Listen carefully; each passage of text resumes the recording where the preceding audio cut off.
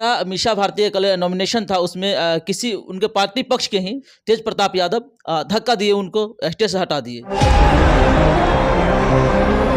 फिर एक बार नहीं, 2 बार भी उनके तरफ दौड़े। क्या मामला हो सकता है? वो जो घटना जिस पे पूरी मीडिया तूल दे रही है, बार-बार वो छोटी सी घटना को बार-बार रिपीट करके दिखा रही है। धक्का दिया जा रहा है बार-बार इस तरह से जी। वो धक्का नहीं है, वो किसान हैं, प्रतिदिन आत्महत्या कर रहे हैं।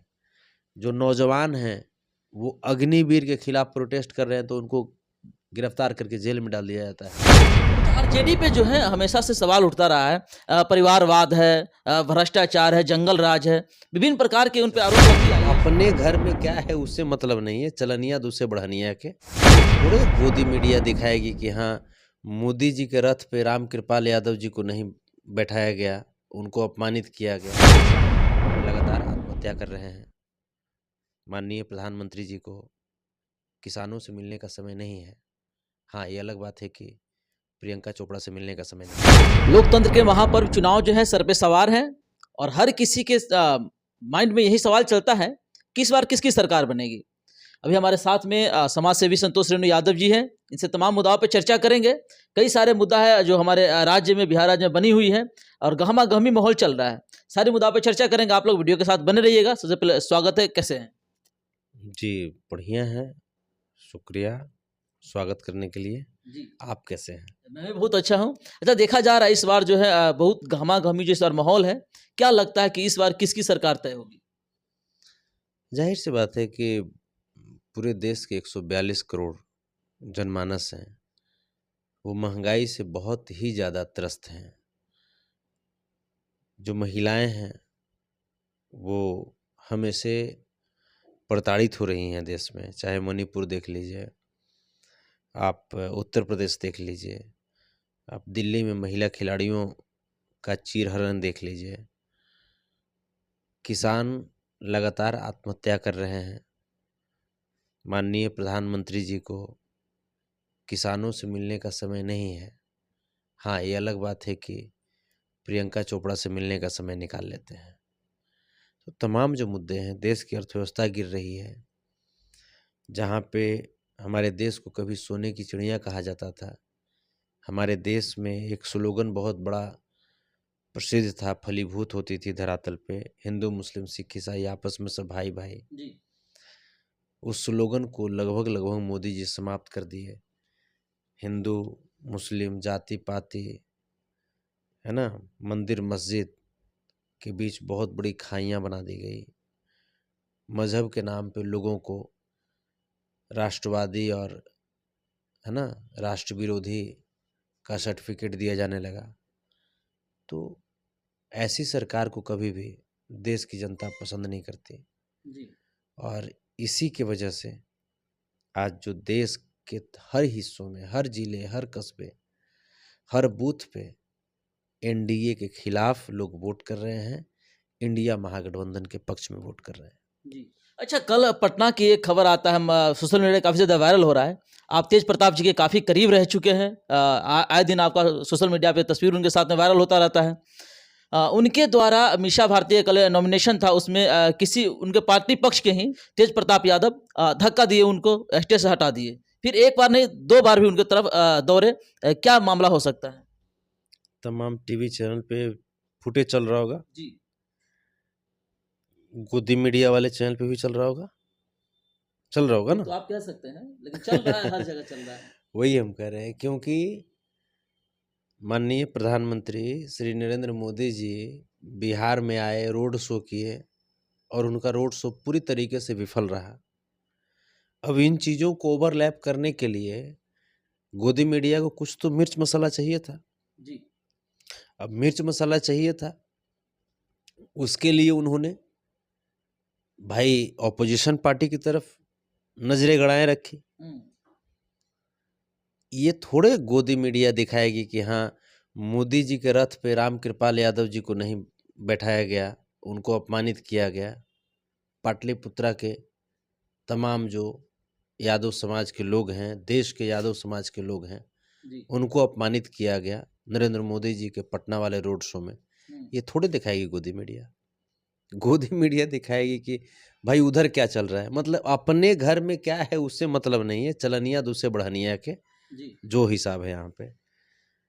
हमारे आदरणीय श्री तेज प्रताप यादव जी हमारे संगठन यदुवंशी सेना, जिसका मैं राष्ट्रीय अध्यक्ष हूँ, उस संगठन के वो माननीय संरक्षक हैं।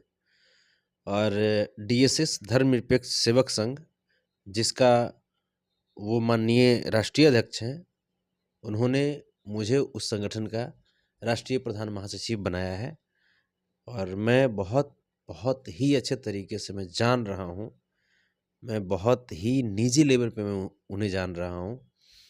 वैसा मृदुभाषी, वैसे सरल स्वभाव के नेता आपको पूरे हिंदुस्तान में नहीं मिलेंगे। जितने अच्छे नेता हैं वो बिल्कुल बेबाक, जैसे भी हैं वो सामने है। जी वो जो घटना जिस पे पूरी मीडिया तूल दे रही है, बार बार वो छोटी सी घटना को बार बार रिपीट करके दिखा रही जी, है। धक्का दिया जा रहा है बार-बार इस तरह से। जी वो धक्का नहीं है, वो हम्म, धक्का नहीं है। एक्चुअली अपने लोग जो होते हैं, जो अपने लोग हैं, मान लीजिए कि आप यहाँ पे हैं, तो वहाँ पे भाषणबाजी चल रही थी और उनका जो पैर था, उनका पैर माननीय श्री तेज प्रताप यादव जी के पैर पे चढ़ गया था, तो नाखून जो उनके पैर में गड़ा, जी तो उन्होंने थोड़ा सा धक्का दिया। जाहिर सी बात है कि वो असहनीय दर्द होगा वहाँ पे, उन्होंने धक्का दिया। अब धक्का दिया तो वो डर गए, उनको लगा कि कुछ ज़्यादा क्या होगा, फिर वो गिर गए। फिर उसके बाद चूँकि नाखून जो पैर में गड़ा था, तो आपको भी पता है कि उससे कितनी असहनीय पीड़ा होती है। इसी वजह से फिर बाद में उन्होंने गले भी लगाया, हँसने भी लगे दोनों लोग। लेकिन मीडिया को तो मिर्च मसाला चाहिए था, गोदी मीडिया को। गोदी मीडिया को मिर्च मसाला मिल गया, लेकिन उससे कोई फ़ायदा नहीं। अभी भी वहीं पार्टी के लोग कह रहे हैं, आरजेडी के तरफ के लोग कह रहे हैं, वहां पे बताया जा रहा है कि किसी कारणवश जो है उनको जो जो तकलीफें हो उनके कारण मूव करने या जो भी हो वो गिर गए, फिर उनको उठाने की कोशिश किया, जिसको बार बार दिखाया जा रहा है कि धक्का दिया गया, दोबारा मारने की कोशिश किया गया है। लेकिन असली मामला क्या है और शायद आपके द्वारा जाने की हमें अभी पर्याप्त जानकारी हुई है। क्या वजह हो सकता है फिर पुनः जब तेज प्रताप यादव उनको जो पकड़ने गए, तो क्या वहाँ मामला उसके बाद के मंजर का क्या रहा वहाँ का? सब लोग हँस रहे थे, खुद भी वो भी हँस रहे थे, और जो नीचे गिरे वो भी हँस रहे थे। वो भी चूँकि तेज प्रताप यादव जी के पैर पे उनका पैर चला गया था और वो नाखून जो था वो गड़ गया था, बस बात इतनी ही सी थी। लेकिन गोदी मीडिया को तो मिर्च मसाला चाहिए। वो व्यक्ति जिनके बारे में गोदी मीडिया बोल रहे हैं कि उनको धक्का दिया गया, ऐसे किया गया, वैसे किया गया, तो वो व्यक्ति तो अभी मीसा दीदी के साथ में चुनाव प्रचार में लगे हुए हैं। अच्छा, आरजेडी पे जो है हमेशा से सवाल उठता रहा है, परिवारवाद है, भ्रष्टाचार है, जंगल राज है, विभिन्न प्रकार के उन पे आरोप लगती आई है शुरू से ही। क्या लगता है इस बार के चुनावी माहौल में किस मुद्दा को लेकर के तेजस्वी यादव चुनाव लड़ रहे हैं? क्या विकास होगा? क्या किस कारण से जनता इस बार उनको चुनेंगे? जाहिर सी बात है कि जब आप वोट मांगने जाते हैं तो अपने इतिहास और ऐतिहासिक कार्यशैली को बताते हैं, जी ऐतिहासिक क्रियाकलाप को आप बताते हैं, लोगों को आप रूबरू कराते हैं। तो भाई मोदी जी क्या बताएंगे? उन्होंने कितनी फैक्ट्रियां दी बिहार को? बिहार के लोगों ने 40 में से 39 सीटें उनको दिया था पिछली बार, लेकिन बिहार में कितनी फैक्ट्रियां लगी? एक भी नहीं। बिहार का प्लान रुका क्या? नहीं रुका। जी क्या बिहार में 1.25 करोड़ का विशेष पैकेज जो उन्होंने आरा के रमना मैदान में बोला था, वो दिया क्या? दिया क्या? नहीं मिला। नहीं मिला। क्या करेंसी सुधरी क्या? क्या भारतीय मुद्रा मजबूत हुई? नहीं हुई। क्या अर्थव्यवस्था सुधरी? नहीं सुधरी। क्या महंगाई कम हुई? नहीं कम हुई। क्या शिक्षा व्यवस्था पे जो जीएसटी जो बेतहाशा जो लगाई गई है, हीरा पर 3% जीएसटी है और शिक्षण सामग्री पे 18% जीएसटी है। ये क्यों? क्योंकि गरीबों को ये लोग शिक्षा से दूर रखना चाहते हैं। स्वास्थ्य की जो व्यवस्था है वो सुधरी क्या? नहीं सुधरी। तो ये तमाम जो बातें हैं, और जैसा कि मैंने पहले भी कहा कि ये लोग संविधान को, भाजपा वाले जो लोग हैं, ये संविधान को ख़त्म करना चाहते हैं। तो हम लोग किसी भी कीमत पे संविधान को ख़त्म करने वाले को देश की सत्ता नहीं सौंपेंगे। अब 10 साल हो गया, 10 साल बहुत झेल लिया देश ने। अब देश को अब हम लोग इतनी बदहाल स्थिति में नहीं देख सकते।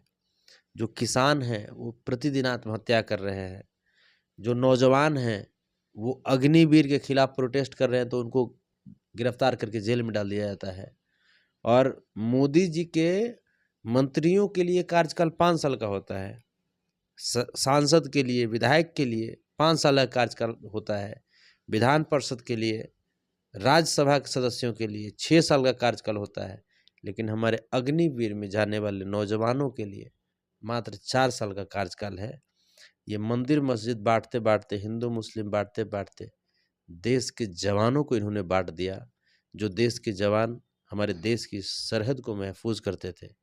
तो ये तमाम जो बातें हैं, तमाम जो मुद्दे हैं देशवासियों के जहन में हैं। और इसके विपरीत सीधा ओपोनेंट की अगर हम बात करें तो तेजस्वी यादव ने मात्र 17 महीने में 5 लाख से अधिक नौकरी दिया। मोदी जी ने कहा था कि हर एक साल 2 करोड़ सरकारी नौकरी देंगे, उन्होंने इसे जुमला साबित कर दिया, उन्होंने जुमला बना दिया। लेकिन इधर तेजस्वी यादव जी ने मात्र 17 महीने 5 लाख से अधिक नौकरी दिया। राहुल गांधी जी ने, जहाँ पे मोदी जी समाज के बीच नफरत बांट रहे थे, राहुल गांधी जी वहाँ प्यार मोहब्बत बांटे। तो इसीलिए लोग जो है अब प्यार के साथ, अमन चैन के साथ रहना चाहते हैं। लोगों को रोजगार चाहिए, महंगाई से निजात चाहिए, लोगों को मान सम्मान चाहिए, बेटियों को सुरक्षा चाहिए। ये जो सुरक्षित वातावरण में हमारी बेटियां, हमारी समाज की आधी आबादी तरक्की करें, आगे बढ़ें, एक ऐसी इन्वायरमेंट बनानी पड़ेगी। तो उसके लिए कहीं ना कहीं लोग अब इंडिया महागठबंधन पे भरोसा कर रहे हैं। और इंडिया महागठबंधन इन्हीं सभी बातों के साथ लोगों का विश्वास जीत रही है और देश में सरकार बना रही है।